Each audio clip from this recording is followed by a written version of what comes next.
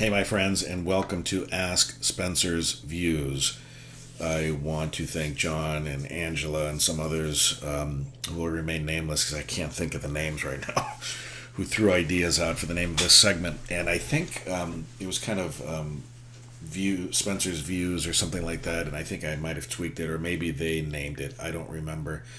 Going through a lot of kind of stress right now, so I'm not remembering a lot of stuff like that, but thanks to everyone who submitted a name idea, and thanks to those of you who are slowly but surely submitting your questions to me. You can just message me on Patreon, and maybe not, your question will be turned into a segment here on Patreon for Ask Spencer's Views. This one comes from Will Robertson, a patron, who says, "My question about your baldness."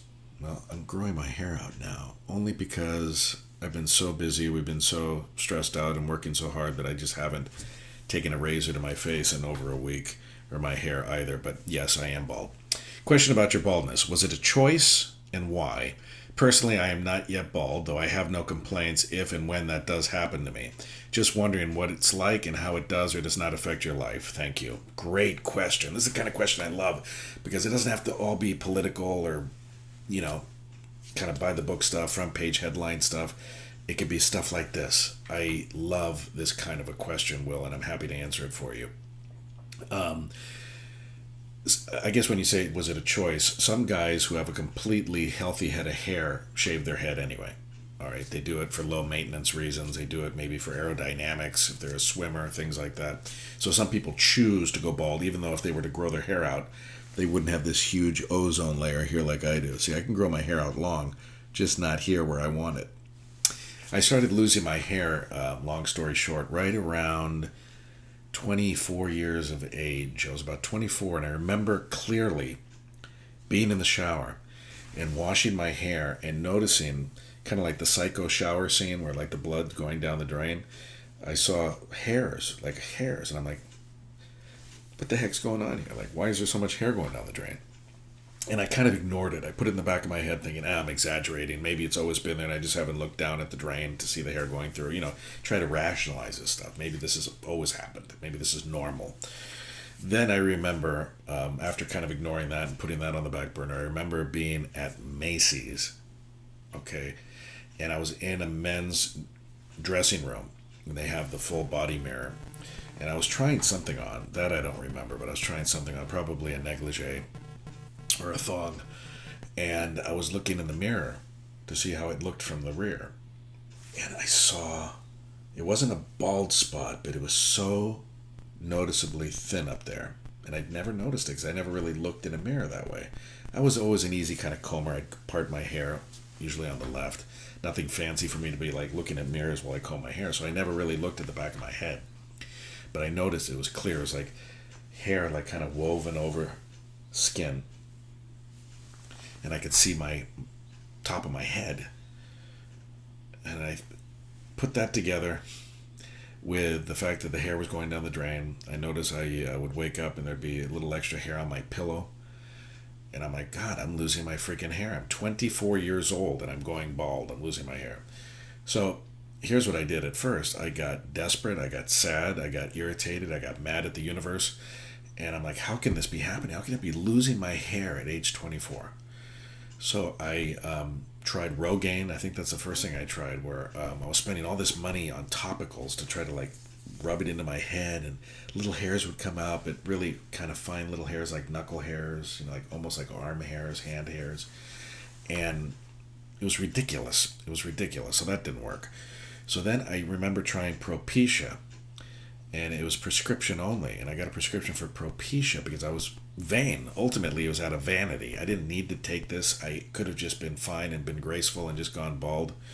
But my father went thin at a young age, and so I knew, and my maternal grandfather lost his hair.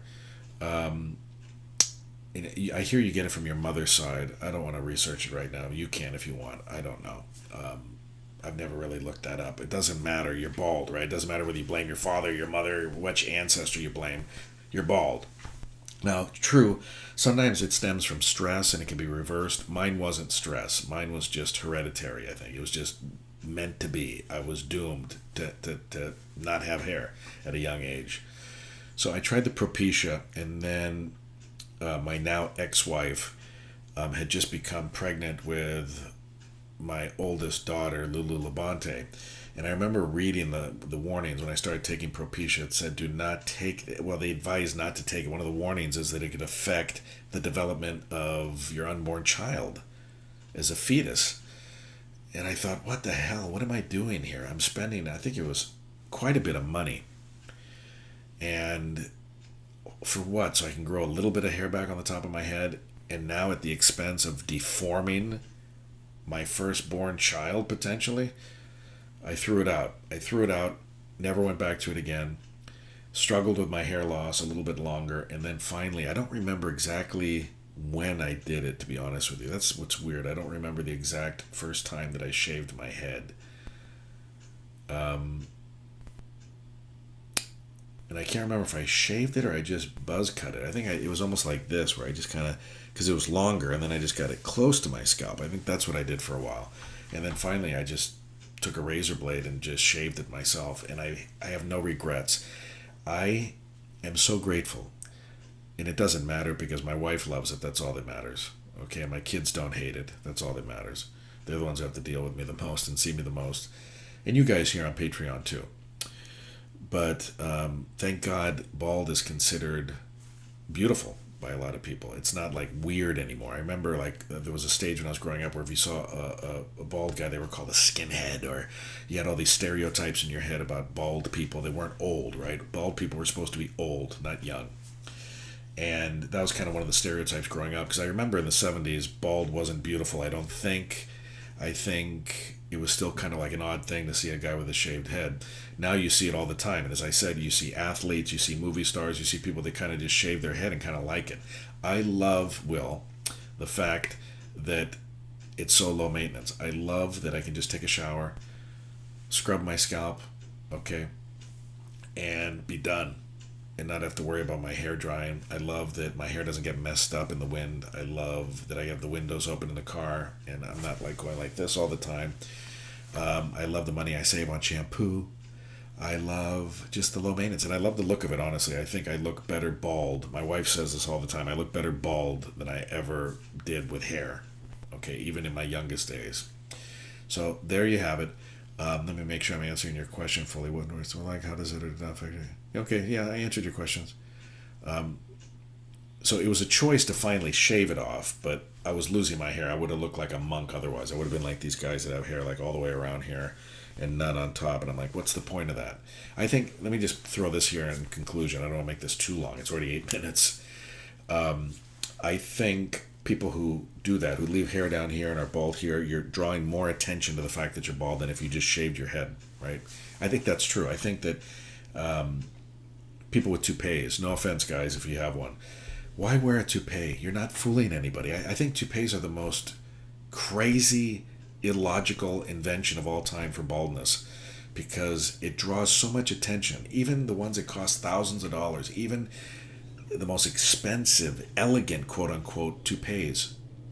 You can tell you're wearing a toupee. I hate to say it. You're not fooling anybody. And again, it just draws more attention to you, okay? It draws more attention to you. It's like if you have a pimple on your head, nobody notices it until you start doing this and you start covering it up and you start putting bandages around and creams, and that's when everybody notices that you have the pimple. If you just walk down the street and went into the bank, no one's looking at your pimple. They're not noticing it. And no one's really noticing your baldness until you start wearing a toupee, until you start doing the comb over. Then, I hate to say it, dudes, you might as well wear a shirt that says, hey, I'm bald. Come look at my baldness. I'm insecure about my baldness. Come look at me. I mean, look how insecure I am. In my opinion, that's what toupees do. They're like screaming billboards, making everybody look at the top of your head. And often that draws more ridicule, I hate to say it, more ridicule than if you just shaved your head off. Nobody ridicules you because you shaved your head. I never get ridiculed because I walk into a bank or a grocery store and I don't have hair on the top of my head. If I went in there with a bad rug, it would give reason for everybody to laugh at me. So there you go, Will. There you go, everybody. A 10-minute answer to a very simple question. And that's what you get with Ask Spencer's Views. Everything from baldness to political correctness to the paranormal, philosophical, spiritual, law of attraction, anything you have for me, message me here on Patreon. And I can't guarantee it, but maybe I'll answer it here. Take care.